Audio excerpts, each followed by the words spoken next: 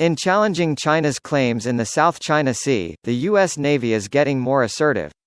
Washington, the U.S. Navy conducted more freedom of navigation operations in 2019 than in any year since the U.S. began more aggressively challenging China's claims in the South China Sea. The Navy conducted 9 FONOPs in the South China Sea last year, according to records provided by U.S. Pacific Fleet. The FONOPs are designed to challenge China's claim to maritime rights and dominion over several island chains in the region, which have put the U.S. and its allies at loggerheads with China. Patrols by U.S. warships come within 12 miles of features claimed by China, including features that the Asian nation has converted into military installations. The patrols are meant to signal that the U.S. considers the claims excessive. China views the patrols as irritating and unlawful intrusions into its waters. The Obama administration authorized 2 FONOPs in 2015 and 3 in 2016. The program has escalated under the Trump administration, with the Navy conducting 6 in 2017 and 5 in 2018. However, during Trump's first 2 years in office, Navy transits of the Taiwan Strait dropped precipitously from 12 in 2016 to 5 in 2017, then just 3 in 2018. The Taiwan Strait transits picked up again in 2019, with 9 transits conducted through the year. In a statement, Pacific Fleet spokesperson Lieutenant J.G. Rachel McMarr said the Navy was committed to continuing to demonstrate its willingness to challenge excessive claims. U.S. forces routinely conduct freedom of navigation assertions throughout the world, McMarr said in a statement. All of our operations are designed to be conducted in accordance with international law and demonstrate that the United States will fly, sail, and operate wherever international law allows, regardless of the location of excessive maritime claims and regardless of current events. The uptick in FONOPs hasn't caused China to back down on its South China Sea claims, but that isn't precisely the intention, said Bonnie Glaser, director of the China Power Project at the Center for Strategic and International Studies.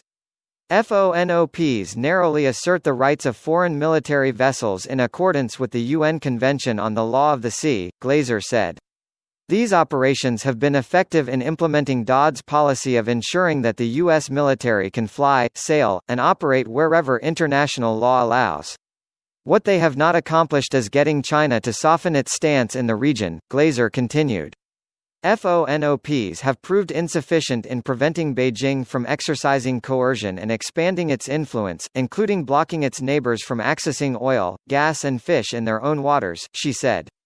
FONOPs are therefore necessary, but not enough to defend America's broader interests in enforcing international rules and strengthening our relationships in the region. The Navy conducted its first FONOP of 2020 on January 25, sending the littoral combat ship Montgomery past Chinese claims in the Spratly Islands. During that operation, China sent 2 fighter bombers scrambling overhead to intimidate the Montgomery, according to the country's state media.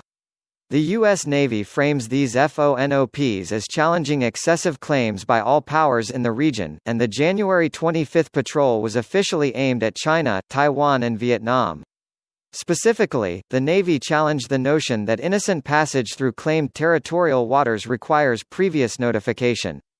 But China has been by far the most aggressive in its claims, going so far as to build island fortifications armed with anti-ship and anti-air missiles, according to the Pentagon's 2019 report on China.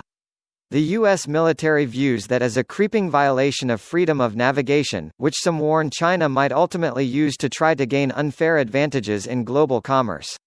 The uptick in FONOPs, tensions over protests in Hong Kong and Taiwan's ability to self-rule, and increasing clashes between China and Vietnam in recent months have combined to create increasing unease in the region, said Jichun Zhu, a professor of political science and international relations at Bucknell University.